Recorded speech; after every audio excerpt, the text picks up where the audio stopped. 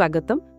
आज आम गोटे बहुत मर्मस्पर्शी विषय रे आलोचना करिबा। हाँ अभिमन्यु सामंत सिंहारंकर विदग्ध चिंतामणि तार गोटे खास अंश धीरे राधा करधरी। आज्ञा एटा तो मूल काव्यर गोटे बहुत गुरुत्वपूर्ण जगह। हाँ जोठी राधा माने कृष्णंक विरहरे से एते व्यथित जे से दूती हातरे गोटे वार्ता पठाउछंती कृष्णंक पाखकू। एग्जैक्टली कृष्ण मथुरा गला पड़े राधांकर जो अवस्था सेटा ही एठी मुख्य। आउ आमे चेष्टा करिबा माने राधांक मन भीतर को टिके पसिबाकू।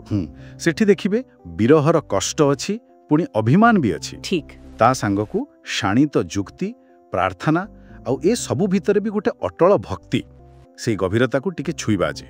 बहुत बढ़िया।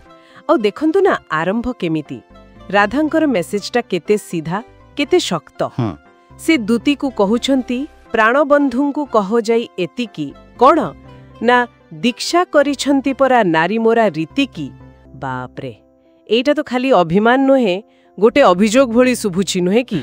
निश्चय एटा खाली मन कष्टर कथा नुहे, एटा सीधा कृष्णंकर धर्म तांको कर्तव्य बोध पर प्रश्न। अच्छा माने कवि एटी देखौछंती जे प्रेमिका केमती ता प्रियतमर काम को तार नैतिकता को भी प्रश्न करुछि। हाँ आउ नारी मरा रीति शब्दटा बहुत तीक्ष्ण गोटे विद्रूप अछि सेथिरे। बुझिले तापर से केवल भावुक ही रही जाऊ नाहंती से जुक्ति भी देउचंती। हाँ हाँ जेमिति कहउचंती किणी थिले पुणी विनाशंती केही सेवकी माने किणा दासी को किए मारे आउ अबेधु की कले अर्जीवे कौ निधि की अन्याय करे कि केमती संपत्ति मिलिबो।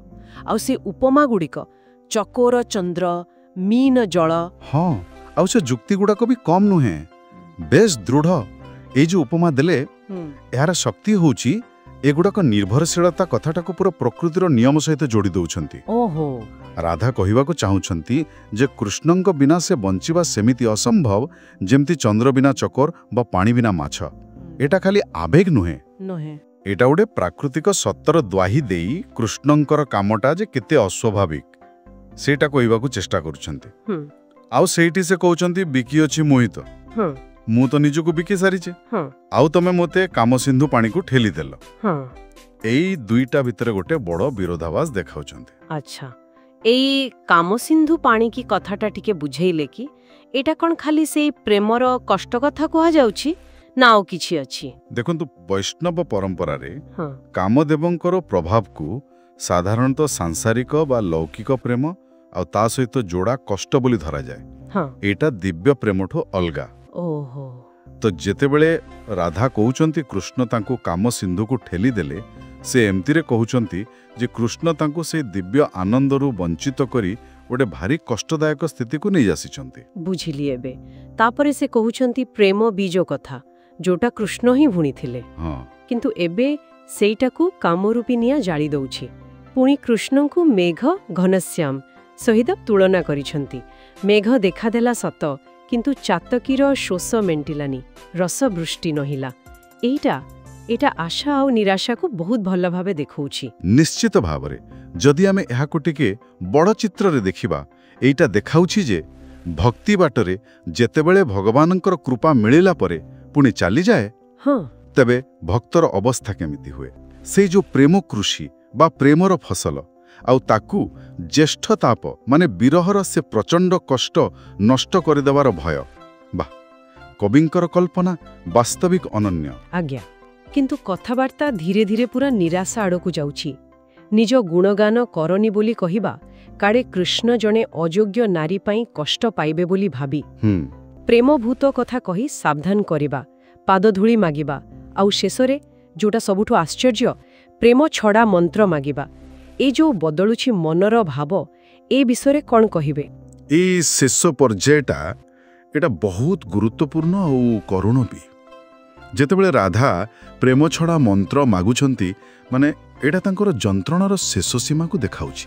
हाँ लागुछि एमिति लागुछि जेमती से निजको शेष करि देबाकू चाहुछंती कारण कृष्ण प्रेम तो तांको जीवनर सबु किछि। ठीक आउ एई कथा कहि सारी से मूर्छा हे जाउछंती। मोह गति हेला छी एटा कथार गंभीरता को आउरी बढ़ाई दउछि। एहा एका संगरे दिव्य प्रेमर महानता आउ मणिषर जंत्रणार भयंकर रूप दुईटा को सामना को बाणुछि। ଅଭିମନ୍ୟୁ ସାମନ୍ତ ସିଂହାର ଏଇ ଯୋଉ ଭାବନାଗୁଡ଼ିକୁ ଧରି ରଖିଛନ୍ତି ବାସ୍ତବିକ ଅତୁଳନୀୟ। ସତରେ ରାଧାଙ୍କ ମନ ଭିତରେ ଏଇ ଯୋଉ ଯାତ୍ରା ଚାଲିଛି ଅବିଶ୍ୱସନୀୟ। ଅଭିଯୋଗରୁ ଆରମ୍ଭ କରି ଯୁକ୍ତି, ତାପରେ ସମର୍ପଣ, ଆଉ ଶେଷରେ ଏମିତି ଗୋଟେ ନିରାଶାଜନକ ଅନୁରୋଧ। ହଁ, ତେଣୁ ଯଦି ଆମେ ସାରାଂଶରେ କହିବା, ରାଧାଙ୍କ ଏ ବାର୍ତ୍ତା ହେଉଛି ଏକାଧାରରେ ଅଟଳ ପ୍ରେମ, ଗଭୀର କଷ୍ଟ, ତୀକ୍ଷ୍ଣ ଅଭିଯୋଗ, ଦୃଢ଼ ଯୁକ୍ତି ଆଉ କୃଷ୍ଣଙ୍କଠୁ ଦୂରେଇ ଯାଇଥିବାରୁ ଚରମ ଅସହାୟତା, ଏ ସବୁର ଗୋଟେ ଜଟିଳ ମିଶ୍ରଣ। ହଁ, ଶକ୍ତିଶାଳୀ ଭାବେ ଦେଖାଇବାର ଏହା ଗୋଟେ ଶ୍ରେଷ୍ଠ ଉଦାହରଣ। ଏଥିରେ କୌଣସି ସନ୍ଦେହ ନାହିଁ। ଆମ ଓଡ଼ିଆ ସାହିତ୍ୟ ପାଇଁ ଏ କବିତାର ସ୍ଥାନ ସବୁବେଳେ ସ୍ୱତନ୍ତ୍ର ରହିବ। ଏହାର ଆବେଦନ କେବେ କମିବନି।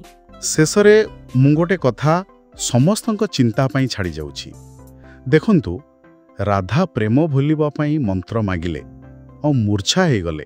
ହଁ, କିନ୍ତୁ ପ୍ରଶ୍ନ ହେଉଛି, ଯୋଉ ପ୍ରେମ ଏତେ ଗଭୀର, ତାକୁ କ'ଣ ସତରେ ଭୁଲି ହୁଏ?